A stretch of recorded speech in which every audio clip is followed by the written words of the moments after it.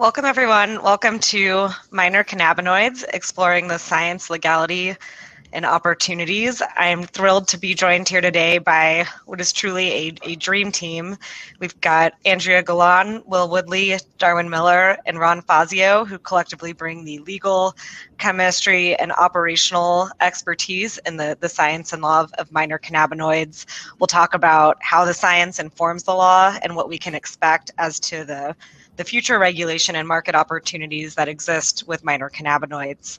And we've got a lot of ground to cover. I'm gonna turn it over to my colleague, Andrea Golan here, who specializes in regulations governing minor cannabinoids and cannabis generally.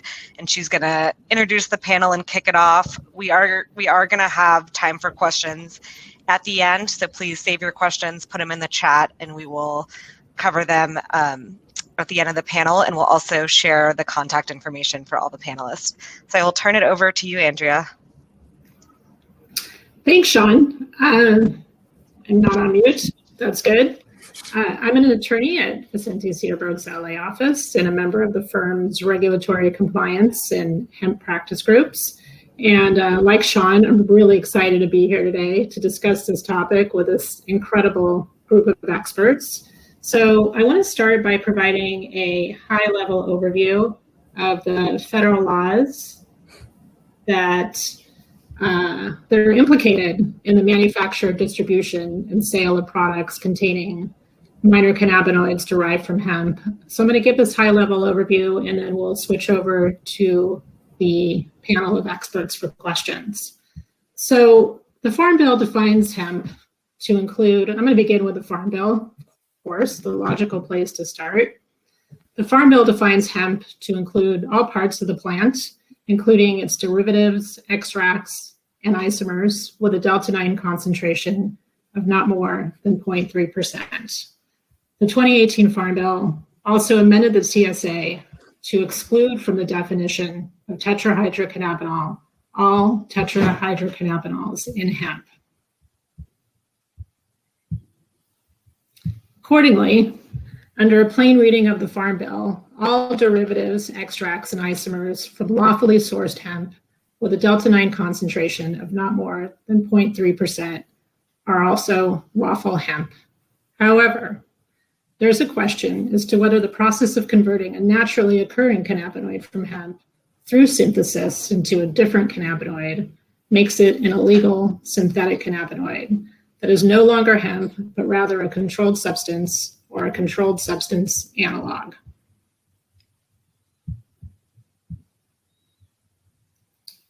Looking first to the DEA, the federal agency primarily responsible for implementing and enforcing the CSA, in August of 2020, the DEA published an interim final rule regarding the scheduling of hemp and marijuana, with the stated purpose of conforming its regs to the statutory amendments to the CSA made by the 2018 Farm Bill. As pertinent here, the DEA interim final rule made the following statement regarding synthetic THCs, quote, for synthetically derived tetrahydrocannabinols, the concentration of delta-9 THC is not a determining factor in whether the material is a controlled substance. All synthetically derived tetrahydrocannabinols remain Schedule I controlled substances, unquote. One interpretation of the statement is that it criminalizes all synthetic forms of hemp-derived THC, including delta-8 and possibly other cannabinoids as well.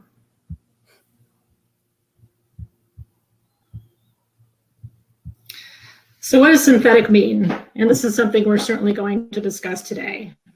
The DEA IFR doesn't give us a definition.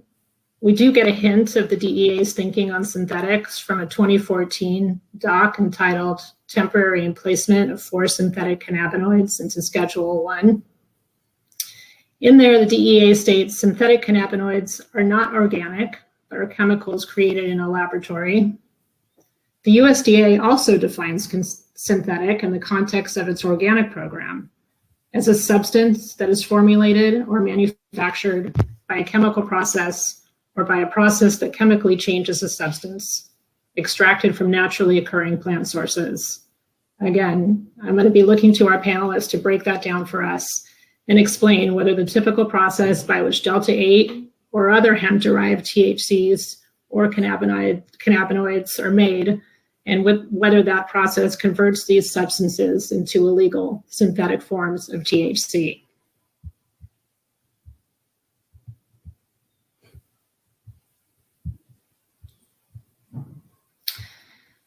So whether a substance is controlled also implicates the Federal Analogue Act. The Analogue Act extends the CSA's prohibitions to other non-explicitly scheduled substances that are substantially similar to scheduled ones. Under the FAA, or the Analogue Act, any substance is treated as a controlled substance if it meets a two-prong test.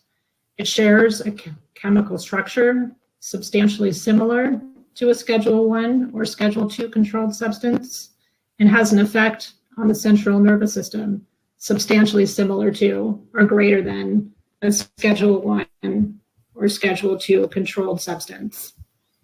Beginning with that first prong, chemical structure, a THC isomer will violate the Analogue Act if the government can prove the compound shares a chemical structure substantially similar to that of a Schedule I or Schedule II controlled substance.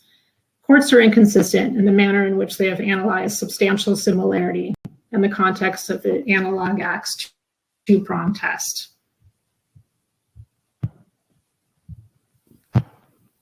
For example, the DEA's 2020 Drugs of Abuse DEA Resource Guide includes, quote, delta-8, THC, delta-9 THC, dronabinol, and others, unquote, as other names for THC, indicating that the DEA finds them to be structurally equivalent. If the DEA's position is correct, the chemical structure prong would cut in favor of hemp-derived THC isomers being treated as a controlled substance analog.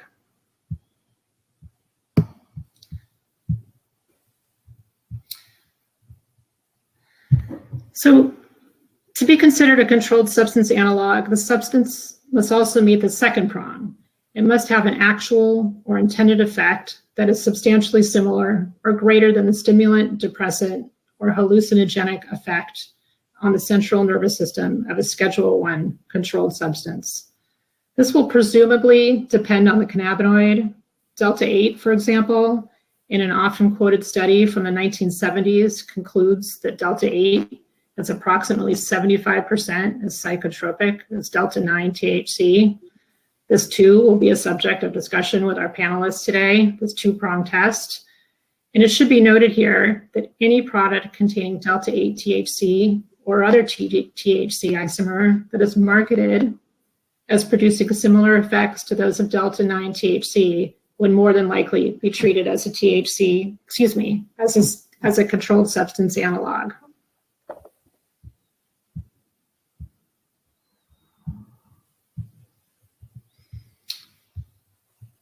Finally, products containing hemp-derived cannabinoids must comply with the Federal Food, Drug, and Cosmetic Act and applicable state food and drug laws.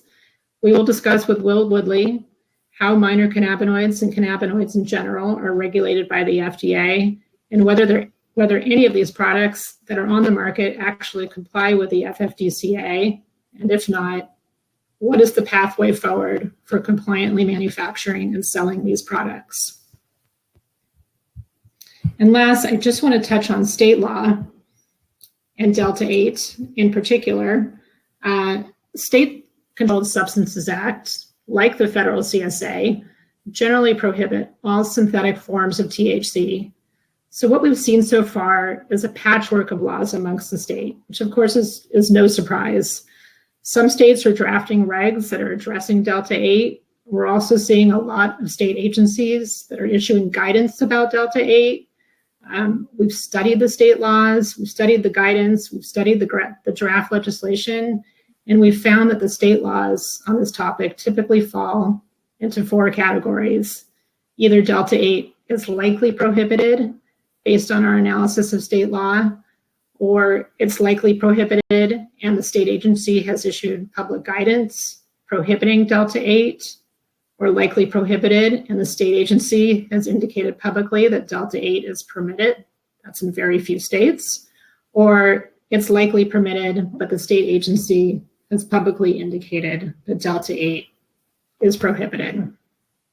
So with that very high level overview, I'd like to turn it over to our panel to address some of these very complicated legal and scientific questions.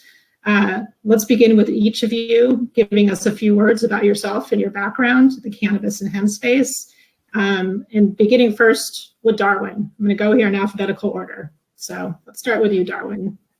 Well, hi, everyone. It's really great to be here. I very much appreciate being an opportunity to speak. My name is Darwin Millard. I am a mechanical engineer, and I specialize in mechanical and solvent-based extraction methodologies for isolating terpenolic secondary metabolites from botanicals, which is really just a fancy way of saying I know how to make oil well.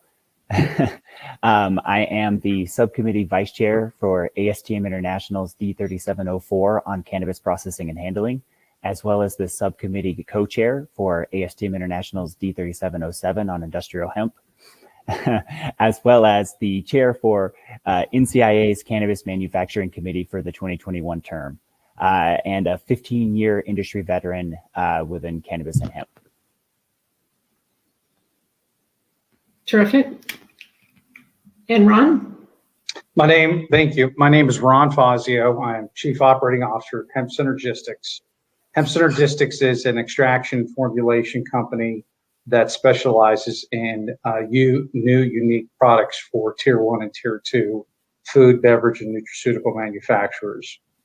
My background has been historically in forensic science, criminal forensic testing, and I am a formal board certified forensic scientist, and I have either overseen or personally tested thousands of narcotics cases in multiple states, both for state and federal prosecution. Thank you. And Will. Thank you, Andrea. I feel like I'm back in middle school at the end of the line because of my W in the last name. But my name is Will Woodley. I practice food and drug law with Kleinfeld, Kaplan, and Becker in Washington, D.C. I've been working with Vicente Cederberg attorneys since shortly after the 2014 Farm Bill was enacted. And so I'm very excited to be here and grateful for the opportunity to talk through some of these issues, which have been really at the forefront of our work for the better part of the last year or so. Terrific, thank you. So let's start at the very beginning. Darwin, I'm gonna call you out here. Can you tell us what actually defines a minor cannabinoid? So that's actually a really great question. So I may not have the best technical answer for what a minor cannabinoid is, but we are within NCIA's Cannabis Manufacturing Committee have a set of terms that we've been trying to define, with minor cannabinoids being one of those. What we've essentially come up with as a group so far, and looking for input from the industry, of course, is that minor cannabinoids are those naturally occurring cannabinoids that exist in trace amounts in the plant. And we're leaving trace up to the authority having jurisdiction to figure out what that means. So for those cannabinoids that show up in those trace amounts, what are the key methods or the key differences, I should say, in techniques or methods for producing or extracting these minor cannabinoids? Sure. Well, that's a great question too. It really kind of depends on the prevalence of those. Lately, we have had some great progress in regards to breeding and new genetics that are starting to show more expression for these minor cannabinoids, namely CBG being one of those that is now to a point to where you could potentially call that a commercially viable amount in the plant material that you could extract. But for the most part, these really do exist in relatively trace amounts, less than 1%, maybe not even quantifiable in the plant material, that when extracted in the biomass, or into your initial extract, depending on how you refine that, can be easily cyclized or polymerized into other cannabinoids and lost depending on various different refinement techniques. So it really kind of comes down to what are the most prevalent minors like CBC and CBG, for instance, that come along for the ride with CBD that you can actually find in enough volume to potentially use things like chromatography to simply isolate and separate away from your other naturally occurring minors. But but really other than that, in some of these genetics, you have to make it. You got to create those minors to have them in any commercially available quantities that we see on the marketplace. And Ron, in this situation where you need to make it, at what point or what transforms, what processor technique would transform that final product into something, into an article or an ingredient or something that no longer meets the definition of hemp under the Farm Bill? I mean, is there a point at which a processor technique crosses the line? Yes, the first reaction that most processors will do is called decarboxylation, and turns the tetrahydrocannabinols from what's called biologically inactive, which is really a misnomer, at least psychoactively inactive, to the psychoactively active version. It just decarboxylate, and it's a fancy word for heating it up.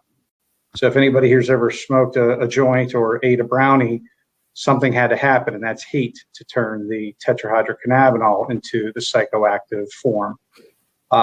These non-dark decarboxylated versions are for pretty much all the cannabinoids. There's CBD, there's CBDA, there's CBG, CBGA. So quite often that's an automatic process with most extractors. There are some that preserve the non-decarboxylated form. Another type of reaction is a simple redox or oxidative reduction reaction, which can be used to convert, say, THC into a legal cannabinoid called CBN, which has been associated with other benefits or helping sleep, for example. That's completely legal because you're taking a legal or a controlled, I should say, tetrahydrocannabinol, and you're converting it to a different class of cannabinoid. The latest that we've seen is that processors will take CBD and then chemically convert that to delta 8 THC, and that's that's where the DEA has stepped in and said, no, we're extending the definition from delta 9 tetrahydrocannabinol to all tetrahydrocannabinols. So there's several, delta 7, delta 8, delta 9, delta 10. I'm sure there's others that I don't know about. And the DEA, as you said, it's a group of cannabinoids. Those are all and will remain Schedule 1 if they're synthetically produced. So there's many different chemical techniques that a lab can employ. I don't want to get too sciencey and geeky, but there's chemical, heat, oxidative, even catalytic changes. Halogen-based chemistry can be used to convert these into new cannabinoids or different cannabinoids. Sorry, I hope it wasn't too geeky. No, I don't think you got to worry about that here, and not with this audience either, I presume. So, I mean, is there those processes that you just mentioned? I mean, are those processes that are synthetic in nature? I mean, does that transform these cannabinoids into synthetic cannabinoids? Well, I think the first one, the decarboxylation, no one would argue that's a synthetic process. And again, we're talking only about the tetrahydrocannabinols, not the cannabidiols, not any of the others. And there are many different classes of cannabinoids. So it's only the THCs. But others using heat, catalytic, redox, reductive oxidative techniques, halogenated techniques. I think anybody would consider that to be a synthetic process and therefore fall under the DEA and most states' rules. Yeah, just to comment to that, for the most part, every process that Ron had mentioned is some type of synthesis. And so even decarboxylation, as simply as activating your cannabinoids, could be considered a synthesis process. And Darwin is correct. Now, I don't know that, anybody would, but it could be considered that. Could be.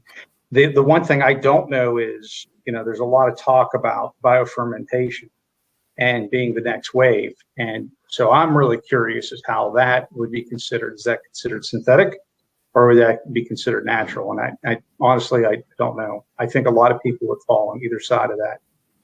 And that's actually a super great point there, Ron. And I think that kind of leads into some of the work that ASTM has been doing for terminology, classifications of some of these materials.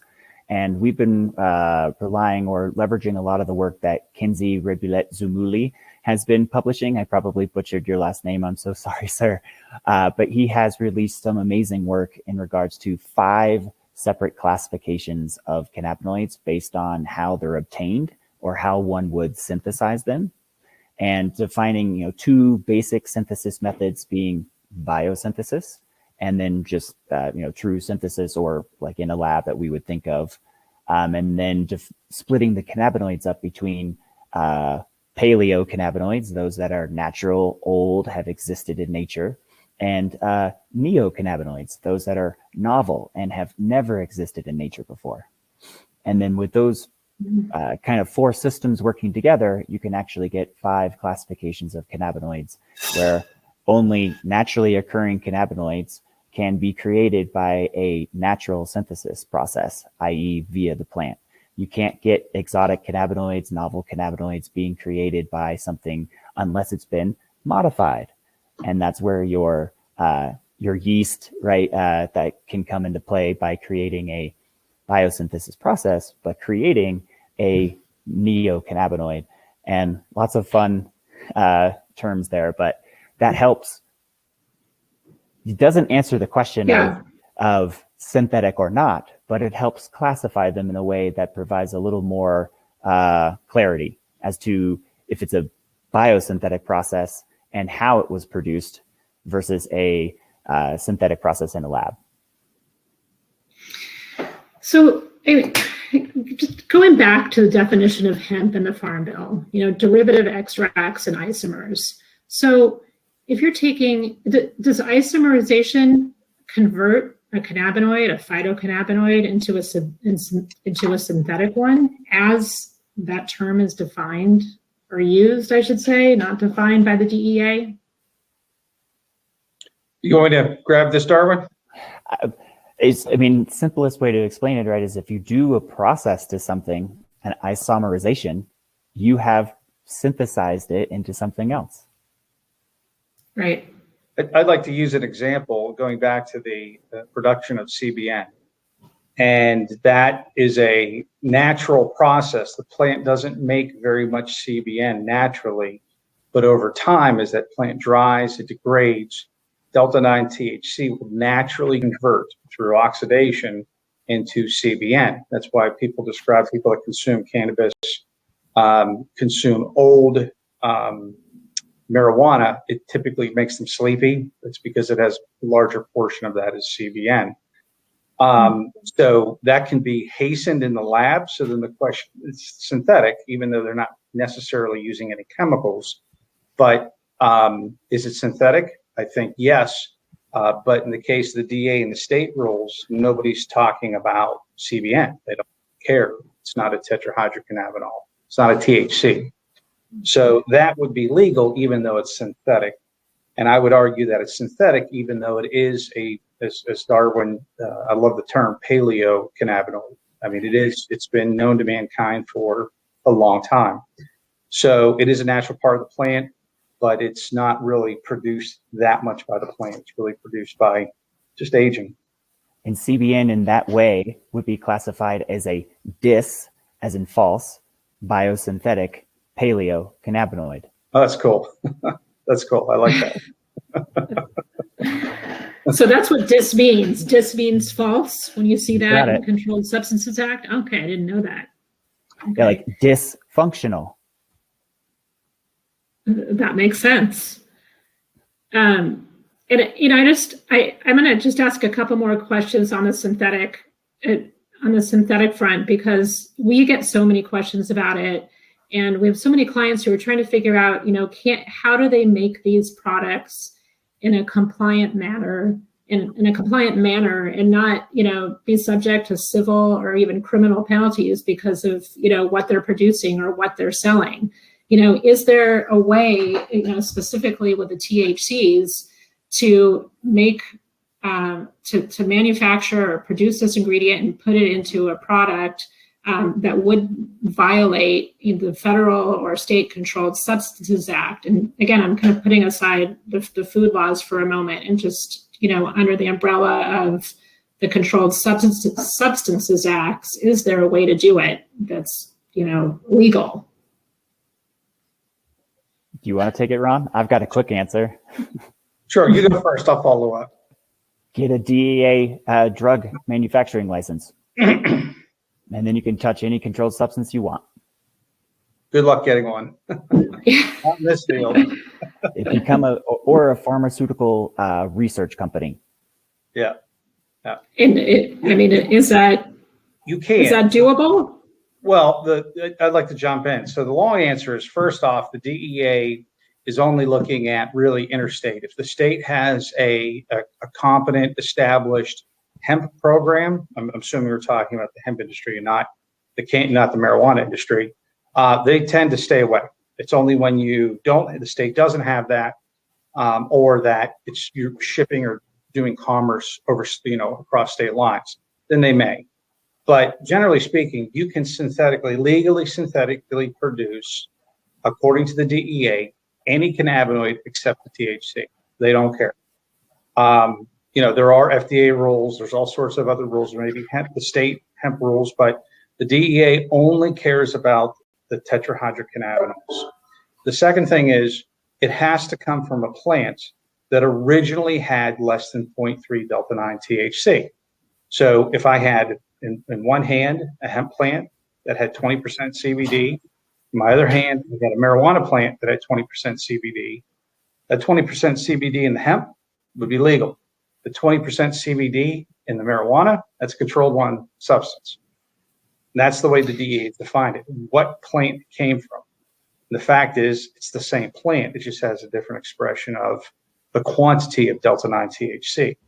So as a hemp producer in the hemp field, you have to be able to trace that plant all the way back to you know, the legal hemp product. CBD is CBD. It doesn't matter if it comes from marijuana or hemp. It's chemically the same thing. But the DEA cares where it came from. So yes, you can. As long as you stay away from the tetrahydrocannabinols, you should be okay in most states. I apologize, but on the legal or on the marijuana side, you know, if you're in a state that has legalized it and you're operating in that respect, and that authority having jurisdiction allows for the manufacture of these minors and exotic cannabinoids, have at it. Yep. So, I mean, can a crime lab or any lab differentiate between a hemp-derived cannabinoid and a marijuana-derived cannabinoid? Nope. It's the same. So that's what the DEA cares about. But, you know, if they pick up a product or an ingredient, can they tell? Do they know? How do they know? Well, that's why the DEA clarified. Another thing they clarified in the interim final rule was a new drug code, marijuana extract code 7350. And that is any oil, any extract. It's not really an oil. It's more like a solid adhesive paste, but that has above 0.3, it is marijuana extract. And the DEA used the term dry weight basis on that as well. And they're not talking about moisture content. They're talking about before it's been diluted in some sort of carrier oil, like, you know, hemp seed oil or coconut oil or something like that. So you can't take a hot hemp oil, When it comes out of the plane, it's going to be hot. It's going to be above typically 2-3%. And then dilute it to bring it back down to 0.3 and call it good.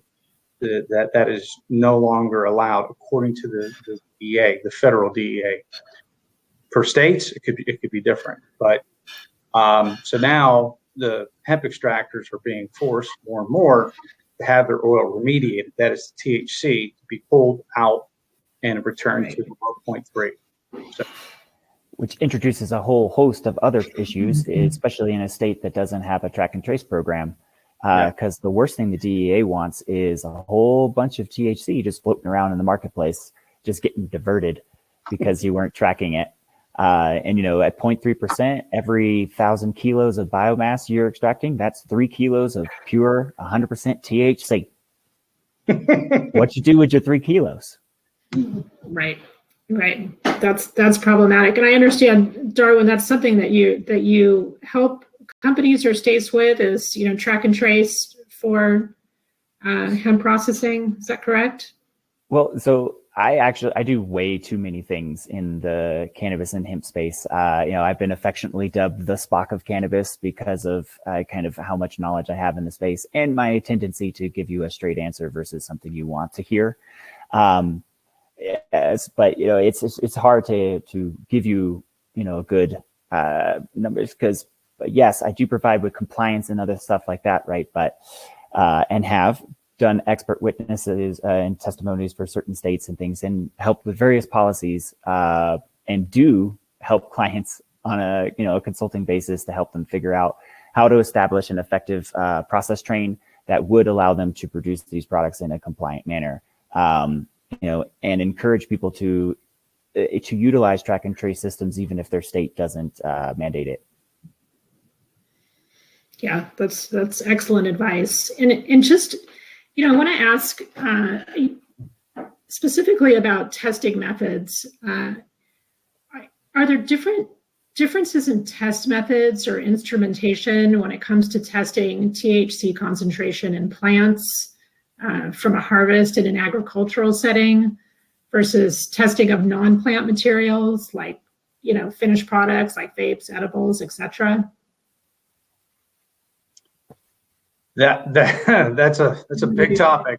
We could go on for hours. Generally speaking, most hemp or even cannabis compliance labs will use fairly simple technology. HPLC, high performance liquid chromatography. It's simple. It's cheap. It does a pretty good job at quantifying. Crime labs can use anything from gas chromatographs with different types of detectors, including mass spec detectors. And it all depends on what concentration they want to reach. Crime labs typically follow different testing procedures to some extent, but they're used to looking at crime labs. 99% of crime labs don't quantify.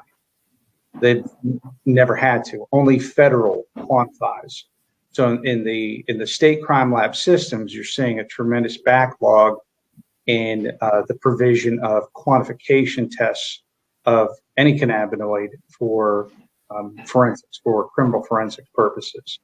There's a couple of private labs in the U.S. that do it, and some state labs have picked it up, but it's a real issue. And then you get into formulated products like we make that are, if you don't know how to extract it correctly, you're going to get a very low response. That is, you're going to see only a fraction of what's in there because you don't know what that matrix is made up of. You don't know how to unlock it and pull those cannabinoids out. So, yeah, short answer is, yeah, there's differences. And then there's a lot of differences in reporting limits and detection limits and quality control procedures all across the industry. So you could send the same sample to 5 different labs and get 5 vastly different answers. I'm not even, I won't even get into the unscrupulous producers that are manufacturing lab results. And that happens, unfortunately, all the time. So. And what about specifically differentiating between Delta-9 and other THCs? I mean, how does that differ from private labs or crime labs? They should be able, both types of labs should be able to do that fairly well. And they should be able to do it to a fraction of a percent, which is a pretty easy threshold to meet. even for, like an HPLC. So it should be a fairly common practice. There are some labs that do more cannabinoids than others, but that's dependent on the lab or the state or, what they're trying to do. Yeah, and so Ron, I actually have a question about that in regards to Delta 8 and Delta 9. I've had several kind of correspondence. Uh-oh. Uh-oh. Darwin, I don't know if you can hear us. Darwin is on a satellite there, maybe lagging for a moment. Is he frozen? I think he's frozen. All right. Well, we're waiting for him to unfreeze. DEA. Oh.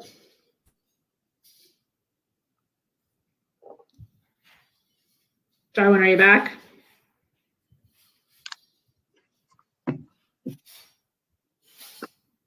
All right. I'm going to switch gears until Darwin comes back. Wait, I see you're back. Okay, he's left the room. So let me switch gears. Darwin, are you back? I think I'm back. Can you hear me? Over? Yep. Yeah. Can you go ahead and repeat your question? Yeah, sorry. I was just question in regards to identifying Delta 8 from Delta 9 and seeing if, Ron, if you've had any experience with them co-eluting. So we don't test for Delta 8. We have an internal lab. We don't do Delta 8 versus Delta 9 internally. We send that kind of testing for external. We have labs, some very good labs that do that very well. I would have to, defer to them. I don't know what method they're using, what chromatography they're using. I would imagine with C18 media, the right, pressure and flow rate, they could separate between Delta 8 and Delta 9. If they can't, there's plenty of media, chiral columns that can do that. So again, that's not something we've had to do here. So I know on gas chromatography, your simple DB5 columns absolutely can separate Delta 8 and Delta 9, no problem. So. And Ron, what should producers, manufacturers, what should they look for in a lab? They're lab shopping. Not lab shopping is trying to find the lab that's the best for them, but in finding a good lab, what kind of questions should they ask and what should they be looking for in a lab? Well, number one, they ISO 17025. Number one, I don't care what state accreditations they have. I care about ISO 17025 from a reputable vendor. The second thing is if they don't have, these manufacturers don't have some sort of scientific resource in-house, they need to get somebody, maybe pay a consultant, Darwin, to call up that lab and give them at least a minor audit. And when I call and I talk to the lab director and I ask some very scientific questions, do you force through zero? Do you control chart? Things that a competent scientist should be able to answer, even if it's negative. I'm not worried so much about the answer. I'm worried about whether they know what I'm talking about. So I would recommend that. And then last but not least, I would suggest any lab system that has multiple labs in different states tend to be a little bit more objective and competent than standalone single labs. They just, they have to deal with more different regulatory environments, and they tend to be a little more competent and seem to have better quality systems. Doesn't mean a small independent lab can't be a great lab. It's just, if you're going to look around, that's a great place to start. And I would just add to that, that 17025 is critical for the lab certification, but to make sure that they were given that certification by a 17065 accrediting entity. Yep. Because otherwise your certification doesn't mean anything. Terrific. Thank you. I want to just switch gears a little bit to FDA regulation. Or lack thereof. So, the regulation of hemp under the Farm Bill stops at the farmhouse gate, so to speak. So what is FDA's role in regulating conventional foods or dietary supplements that contain these minor cannabinoids? In that case, it actually depends on where you're at in the supply chain. Over. So, thank you. Well, can you let me know or tell us about FDA regulation of these minor cannabinoids?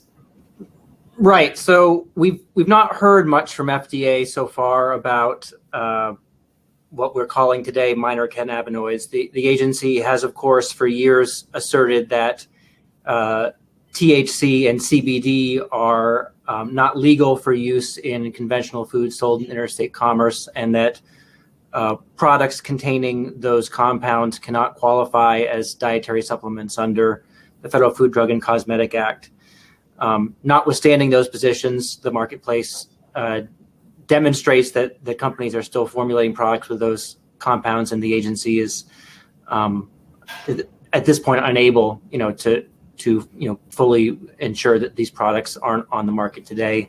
To date, the most common approach to enforcement has been issuance of warning letters directed at companies marketing these products, usually on the basis that they are marketed with claims that would render them unapproved new drugs, regardless of whether they contain CBD or THC. And the agency would have presumably issued them those warning letters, regardless of whether it contained a cannabis derivative or if it contained calcium, for that matter. So the agency hasn't weighed in on minor cannabinoids, to my knowledge. But I suspect that eventually, as these products proliferate and as their marketers make claims for those products, that we'll eventually see FDA weigh in on its positions regarding these products. But these positions we can probably fairly well and accurately predict, because the agency follows a stepwise approach of assessing whether a product qualifies as a drug or a dietary supplement or a cosmetic or a food based on well-established statutory definitions and long-standing policies in interpreting and applying those definitions. And so one can very easily expect that if a company is marketing a product containing a minor cannabinoid based on its potential effects on the structure or function of the body, the agency will start from the position that that's a drug unless that product can avail itself of the safe harbor for structure function claims made for compliant dietary supplement products. So, I mean, can a product containing, and I'll get to the synthetic question first, but just, any cannabinoid or minor, well, let's just go with the minor cannabinoids, qualify as a dietary supplement under, the FFDCA regulations, or, maybe just touch on what that pathway looks like, for, a product being positioned or marketed as a dietary supplement that contains these minor cannabinoids. What are the FDA's requirements? Sure. So, I mean, the first thing to talk about is whether this product would even meet the definition of a dietary supplement. And first and foremost, a dietary supplement contains one or more dietary ingredients.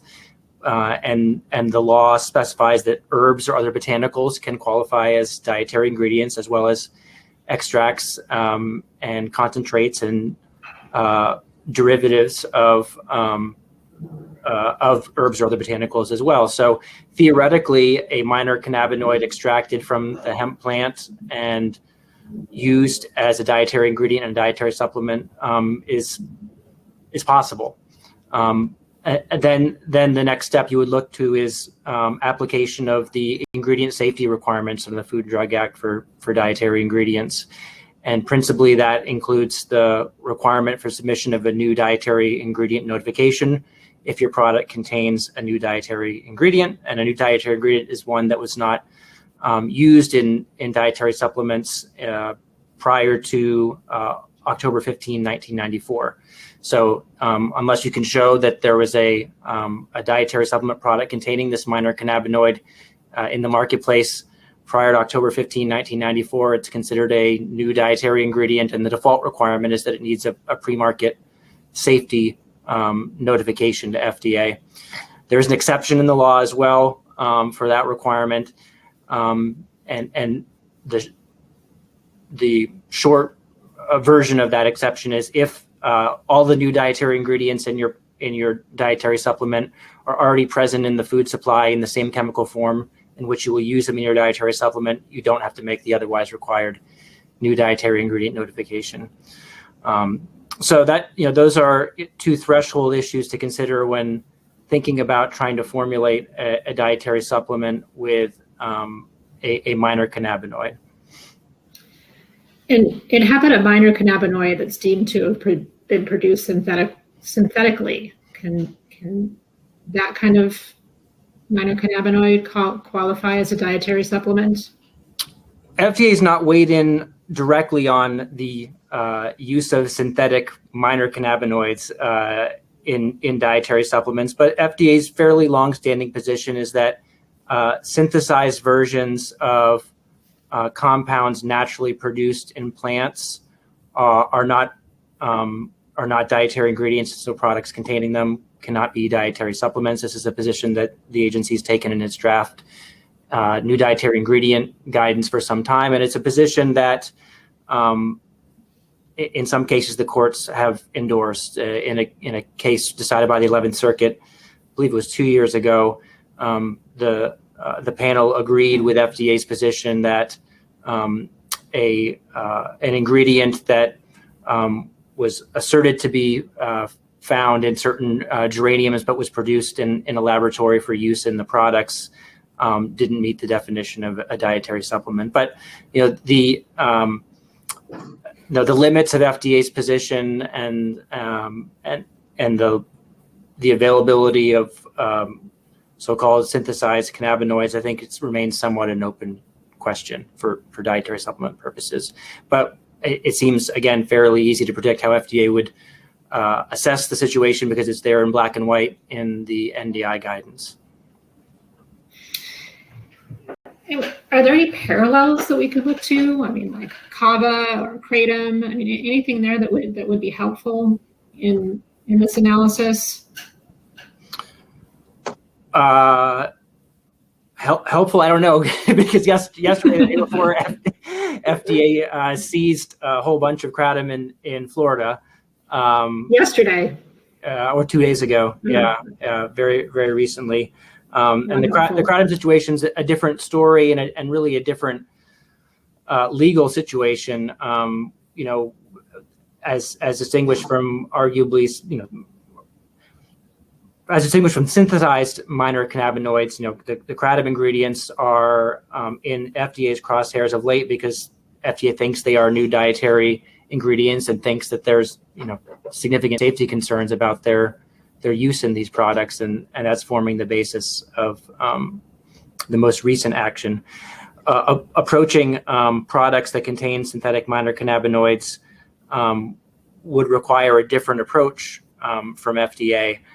One of the issues being debated at the agency and with legislators and legislative committees right now is, does FDA need more authority to take enforcement action or take import action against products that are labeled as dietary supplements but don't meet the definition because, for example, they don't contain a dietary ingredient, or in the case of products like those containing CBD or THC, in FDA's view, don't meet the definition of dietary supplement because of the application of the prior drug exclusion provisions.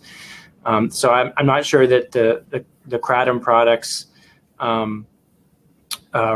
really provide much guidance here, other than to reflect that FDA thinks there's a significant safety issue with one of these minor cannabinoids. Then it won't hesitate to use its authorities to remove those products from the market, and that's really one of the main aggravating factors that drives FDA's approach here.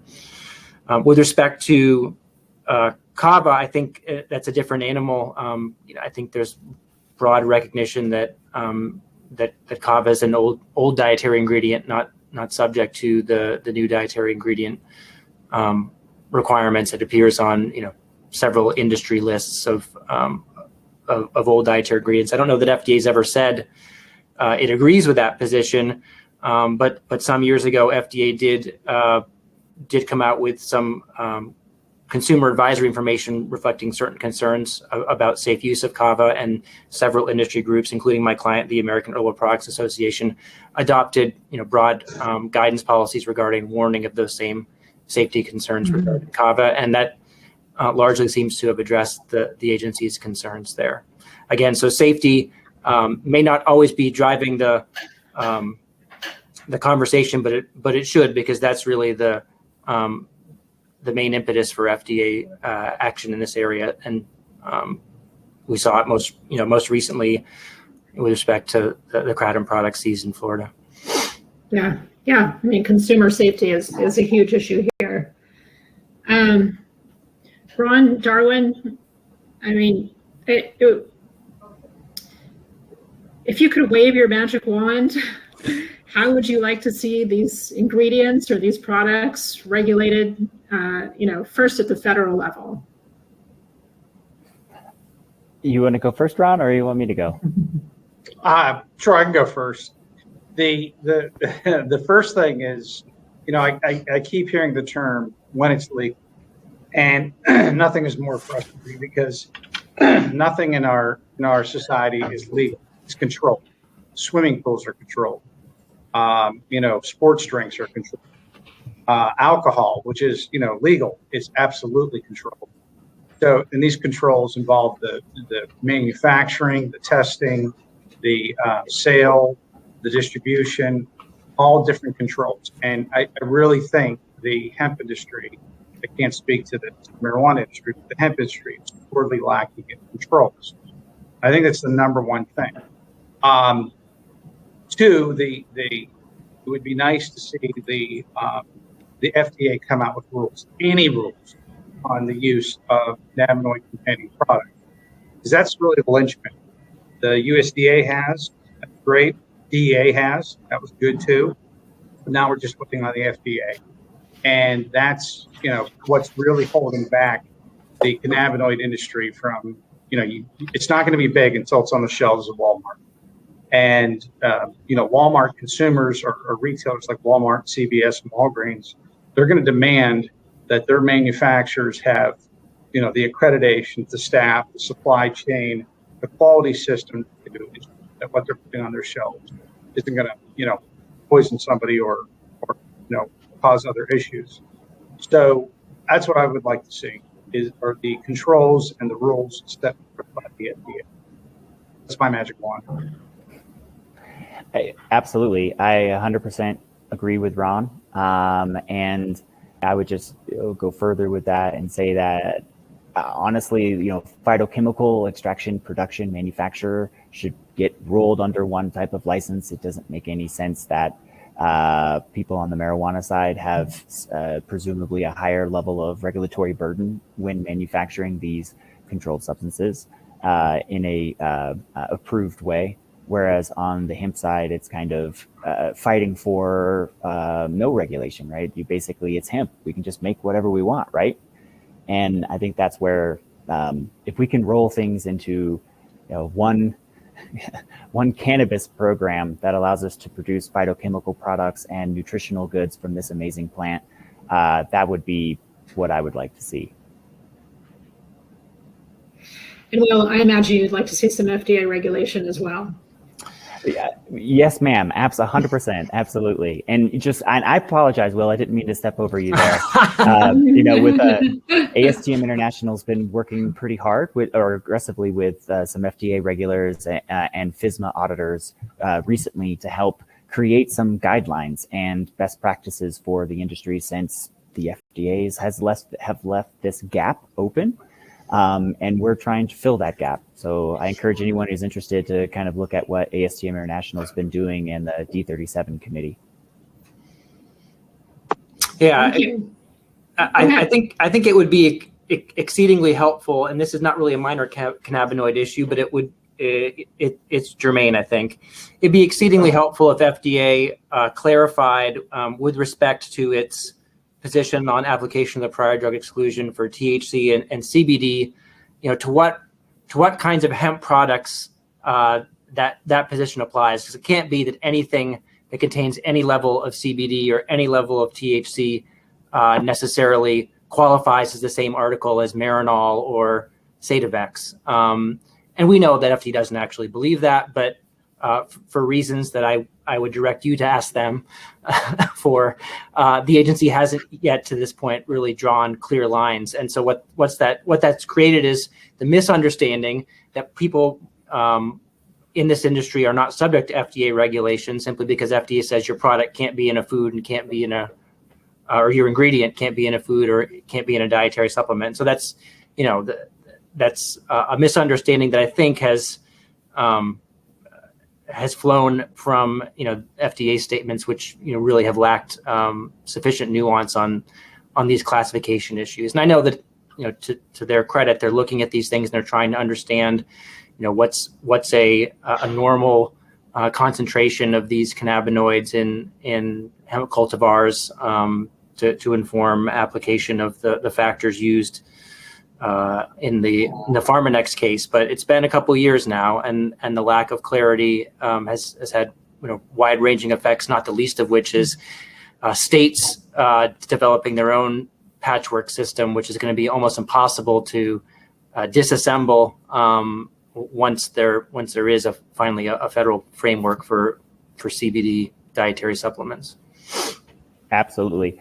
One would hope maybe the red yeast rice mold case would be a good precedent for the FDA to look at, where they allowed certain level of red yeast rice mold extract to be in dietary supplements, and above which was squarely pharmaceutical, since it was stepping onto the statin drug manufacturer's profits. Yeah, and for reference, that's the Pharmanex case that Will was referring to. Yeah, it's very frustrating. Sean, do we have time for a couple questions? Yeah, I think we've got time for a couple. There's so many great questions here, so I'm just going to pick two that I think were kind of commonly asked. So, can decarboxylation really be considered synthesis from a legal standpoint?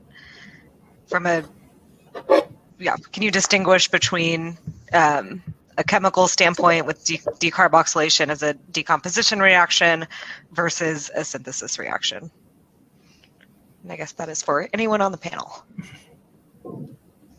Well, I wouldn't know the 100% technical scientific definition of synthesis, but you are manipulating the molecule, right? You are adding heat to energy to the system, which is breaking the bond and allows the carboxyl group to go away. It's just there's really no other way to cut it other than saying that you are doing a type of synthesis process. The synthesis process you're doing is a heat degradation. I would second that. You look at Vermont's definition, they use the term chemical process or processing. It's a chemical process. It actually changes it from one molecule to another. That being said, I would argue that it's not a synthetic process, and it should not be included in any definition of a synthetically produced cannabinoid. That would be my position.